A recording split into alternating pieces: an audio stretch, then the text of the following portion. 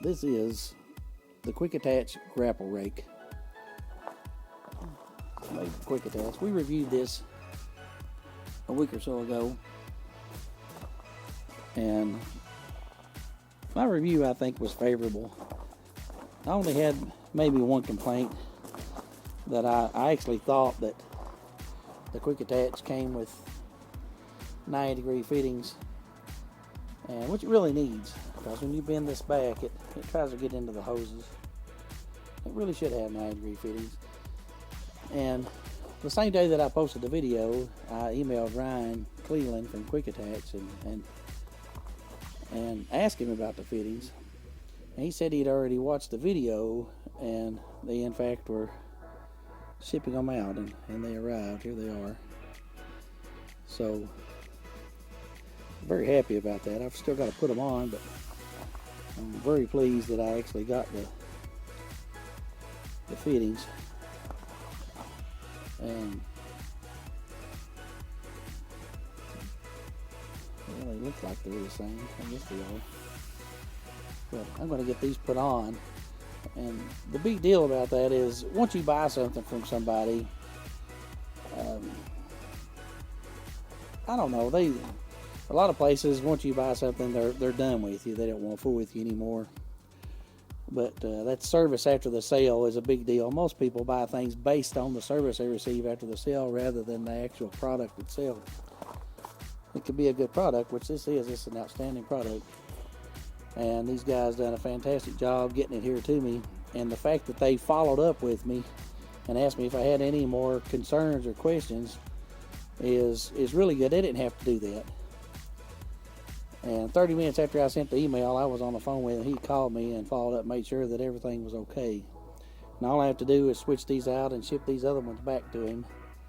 And we're both happy. They get their straight fittings back, and I get the 90-degree fittings that I wanted.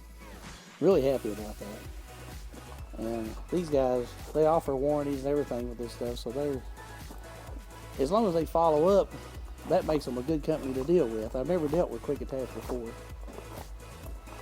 but I'll continue to trade with them. Hopefully we can work something out in the future with the YouTube channel if I buy more attachments from them, where we talked about maybe they could work out some kind of product code or a code we could use with our YouTube channel. Hopefully we can do that in the future and do some kind of partnership on that. I look forward to it. I'm very happy that they follow up right away whenever you have a concern or a problem. I'm really happy about that. And you don't find that a lot.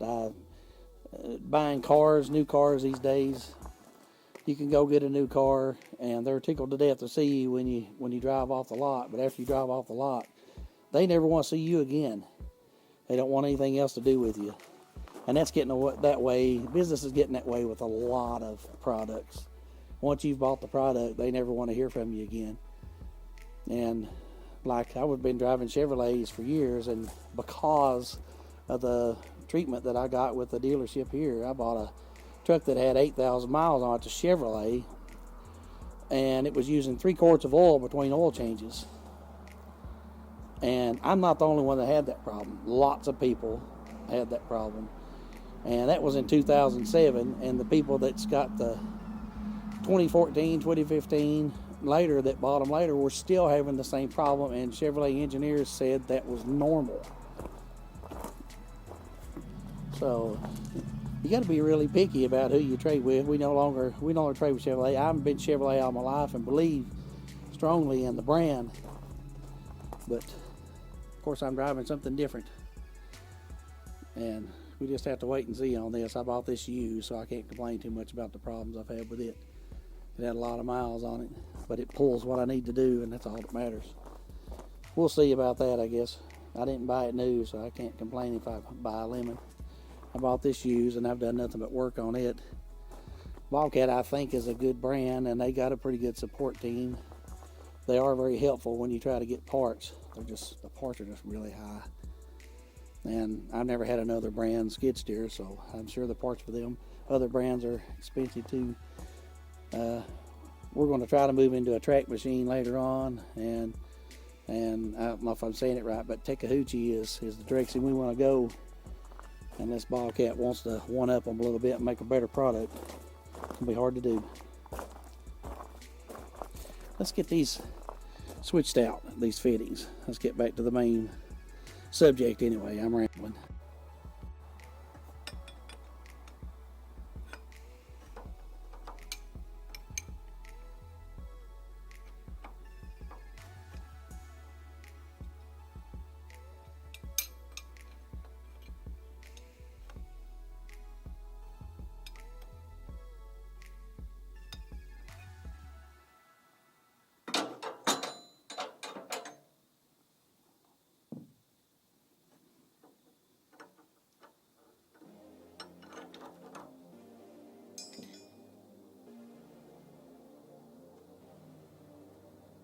Sure it ain't gonna spray me.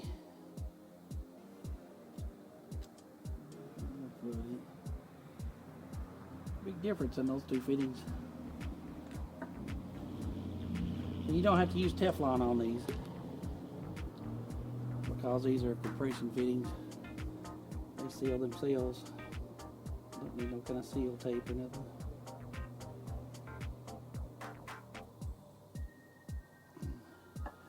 Let me get a rag.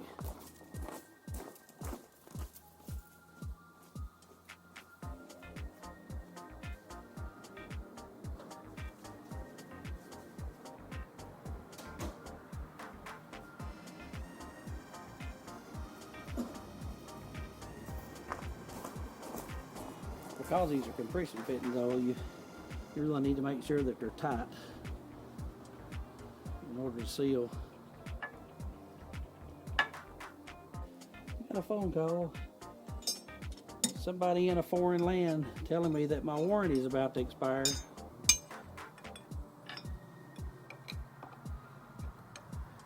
Strange as it may be.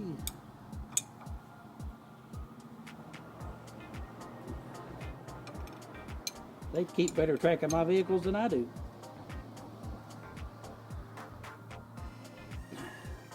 I don't have warranty on any vehicle. But if he said so, I suppose he's right.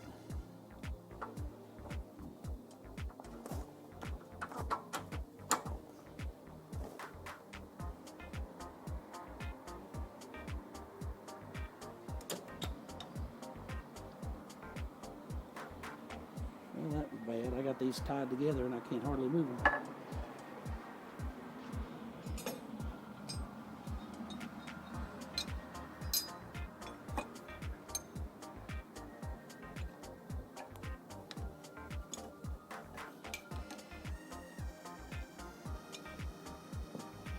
Make sure you change these one at a time.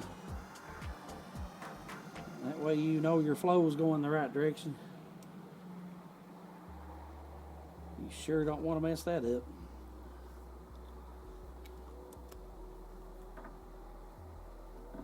I don't know if it make any difference on this because I don't think it has a check valve in it, but it might. I know if you hook my backhoe attachment up backwards, it locks it up solid. I guess it's putting pressure on the seat of the check balls rather than the pressure side. So it won't work at all.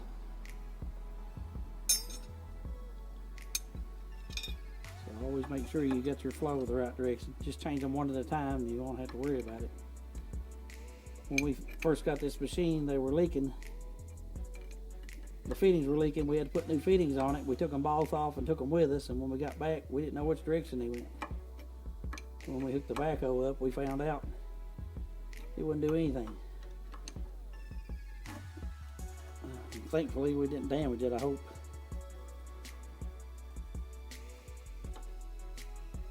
That was going on there. Tough.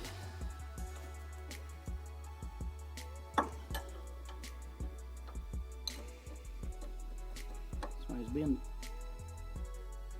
rough on that fitting. It's chowdered up a little bit.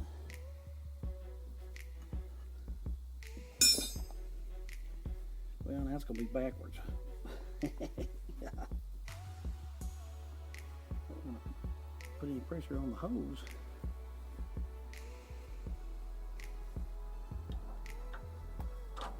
Oh, Yeah, this goes on there better too. Easier when you got something to push against. Those you didn't have anything to push against. We'll get these wrapped up. We get them sent back to Ryan.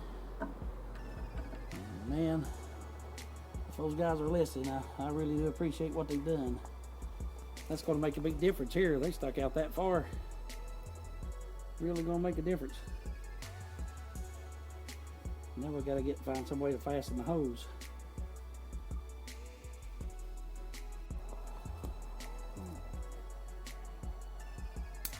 Cut off some of these Kentucky overhaul kits I've got on here. Try to get these hoses sorted. That's probably okay. Just don't like the way this one's twisted.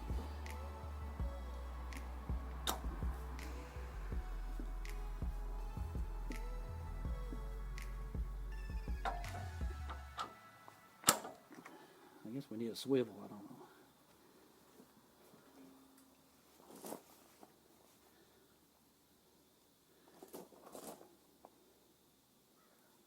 Kentucky overhaul kit, that's what we use here.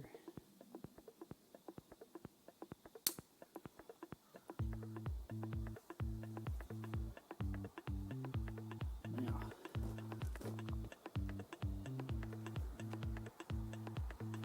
how are we going to fix it out of the way? It's got to be able to flex down. I really don't.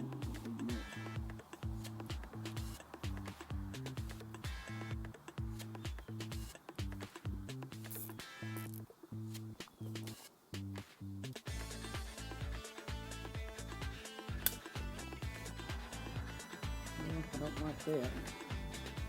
I put my growler tracks on here, it's going to dig right into it.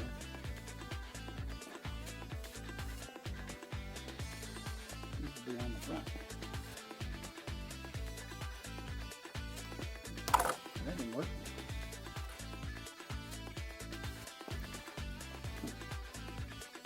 That worked.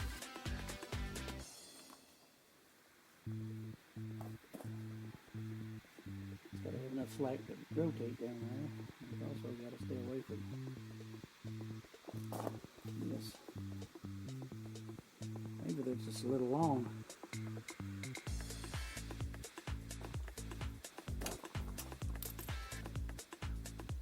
That's something I can take off easy.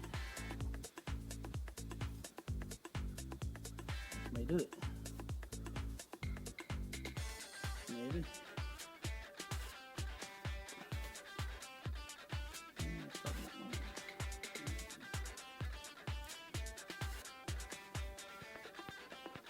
Okay, using the swivel here and pivot room down here. That keeps it off the wheel and I can take it off easy.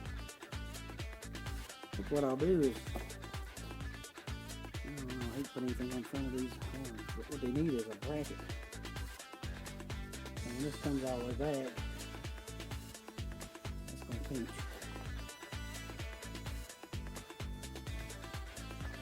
That won't work.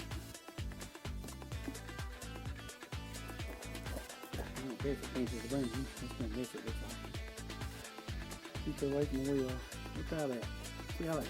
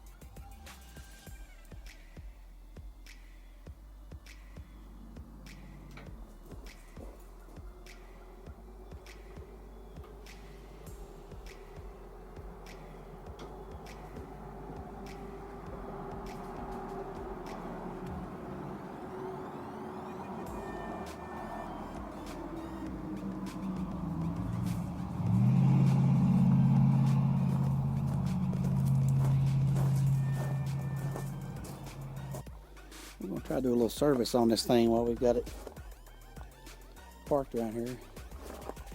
We bought this thing, an oil lever action oil pump. The oil fill on this bobcat is way up here, and the fuels below it. And this thing, of course, it's got a hydraulic leak. It's had hydraulic leaks ever since we bought it. We put a dozen hoses on it. We put the seals in the controls, and every time you fix it, it starts leaking somewhere else. So that's what you get when you buy somebody else's stuff. This is old. It's been around a while, but there's no reason. The engine seems to run okay. There's no reason why we can't keep it going, but God, I'm getting tired of putting fluid in this thing. We was holding a 5-gallon jug up there with a funnel. That's heavy. So we're going to try this out. Let me get it set up here and we'll try it. You can tell right away I'm not going to like this lid because it don't have a seal in it. I've got way too many grandkids running around to have a 5-gallon bucket of oil sitting around with no seal. I think I'm going to try to do this a little different. I think I'm just going to put the pump down inside of the, if it'll fit, put it down inside of the spout. May put this on just to hold it. I don't know. See what we can come up. Yeah, that ain't gonna work. I'm gonna have to cut that off. At least it does have some little flaps in there to kind of hold it straight. Okay. So I'm sitting here pumping the snot out of this thing. Nothing's happening. Anybody see the problem?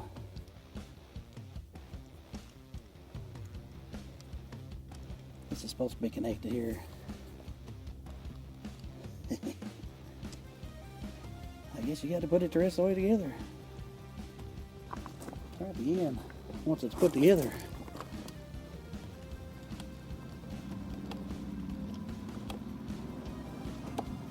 Got them priming deals. There we go.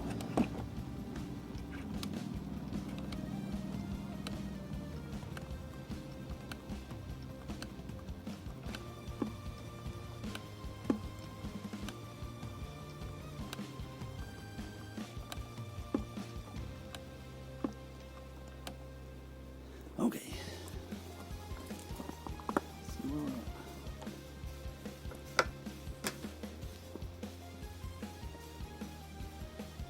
4 more bars.